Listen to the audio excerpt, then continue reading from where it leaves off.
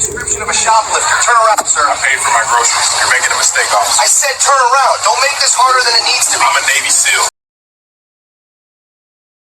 Officer Hansen spoke with the smooth certainty of a man who had told the same kind of lie before and gotten away with it.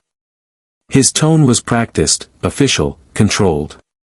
He claimed Marcus had been aggressive and non-compliant, as if repeating those words enough times could make them true. But this time, the room didn't go quiet. Before the store manager could respond, the elderly woman near the end of the aisle raised her shaking voice. She had been recording from the start. She said clearly that Hansen was lying. Her words cracked with emotion, but not with doubt. A young couple stepped forward next, holding up their phones. They had video too, from a different angle. They said Marcus had done nothing threatening. The officer had been the one escalating, grabbing, shoving. Then came the middle-aged man who had dialed 911. He announced loudly he was reporting an assault, by the officer.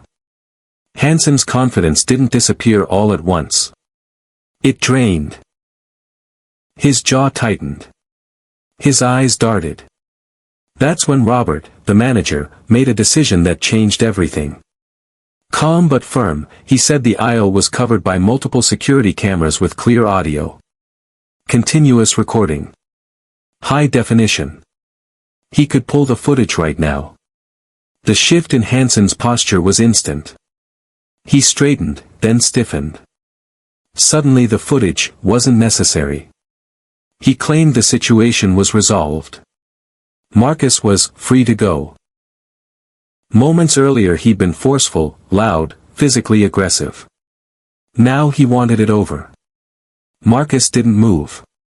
He knew exactly what that change meant. Hansen wasn't calming down. He was backing down, from cameras.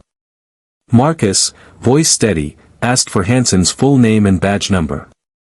For the first time, the officer hesitated. He muttered it.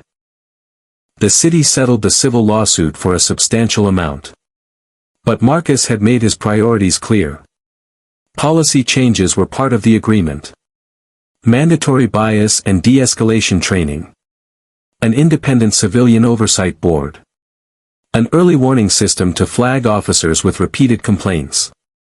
Commitments to faster release of body camera footage. Dorothy, the elderly witness, cried during a news interview. She said she finally felt hope that her granddaughters might grow up seeing accountability, not excuses. The young couple said the incident changed how they saw responsibility, that filming wasn't just passive. It was protection.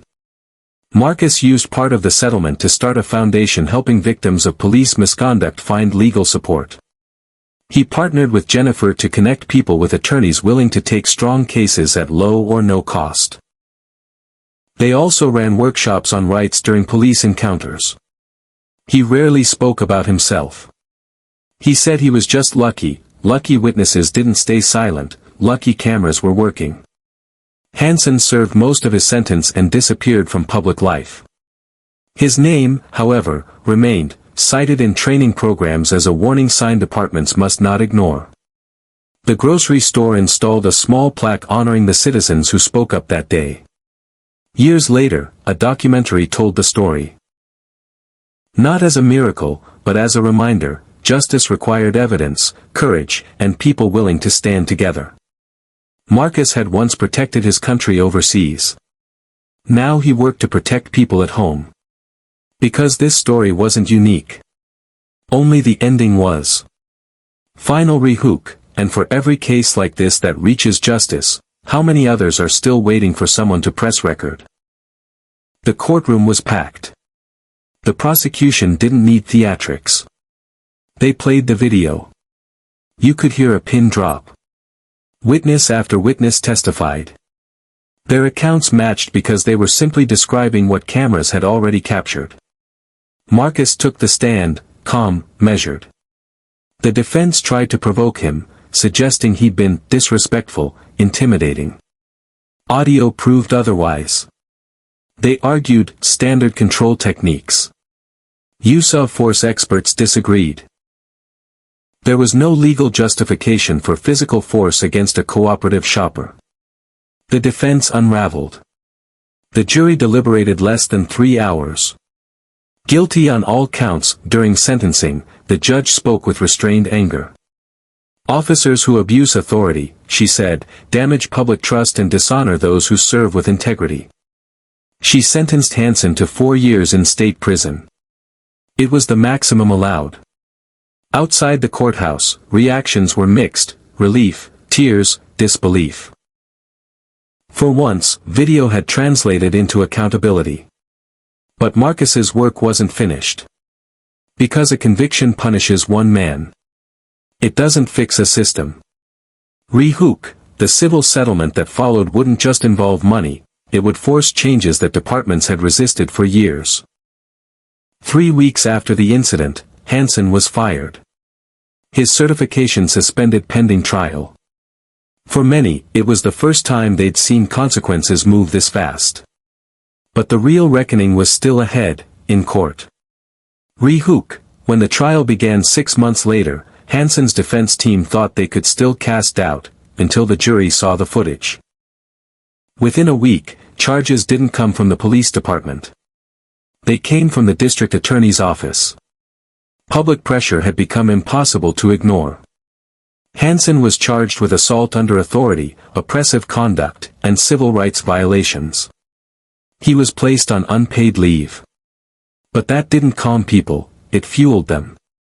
The focus shifted upward: who had protected him? Jennifer's civil case widened the lens. This wasn't about one day. It was about a pattern. During discovery, internal emails came to light. Supervisors acknowledging Hansen's attitude. Notes about complaints. Concerns about community perception. But no discipline. No meaningful retraining. No removal. Fear of union disputes. Minimizing complaints from black residents. It was negligence in writing. Former victims began speaking publicly. A woman described being detained and questioned for 20 minutes while walking home from work, no reason given. Others echoed similar stories. Suddenly, Marcus wasn't an isolated incident. He was the one with proof. Meanwhile, Hansen's narrative shifted. He claimed he had felt threatened by Marcus's size. That he had to maintain control. But the footage showed Marcus holding groceries. Jennifer built the argument brick by brick: the city didn't just employ Hansen. It enabled him. The case drew national attention. Legal analysts called the evidence overwhelming. Advocacy groups followed every development. Police reform discussions reignited. And told him plainly, this wasn't just a case. It was a turning point.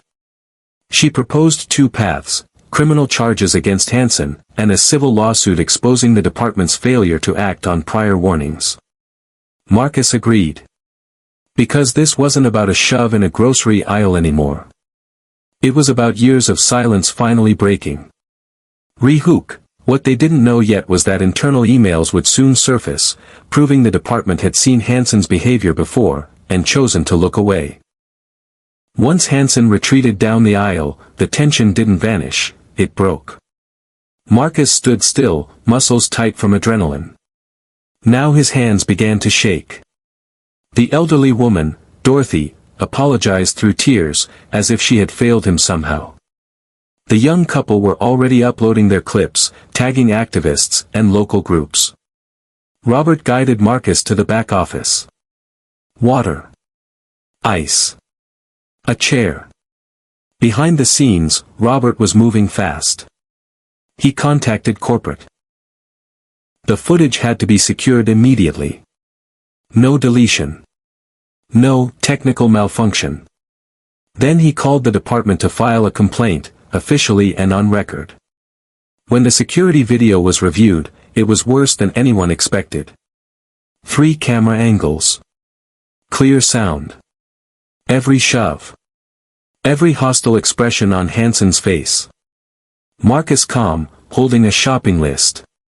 Hansen making comments that crossed the line from misconduct into prejudice. There was no gray area. No split-second decision. No threat. By nightfall, the couple's video had tens of thousands of views. By the next day, hundreds of thousands. Comment sections filled with anger and recognition. Stories poured in from others who claimed similar encounters with Hansen. The department released a standard statement: "We are reviewing the matter internally." But the public had heard that before. Small but steady protests formed outside the station. Not chaotic. Persistent. Signs demanding charges, not paid leave. Journalists started digging. Old complaints surfaced.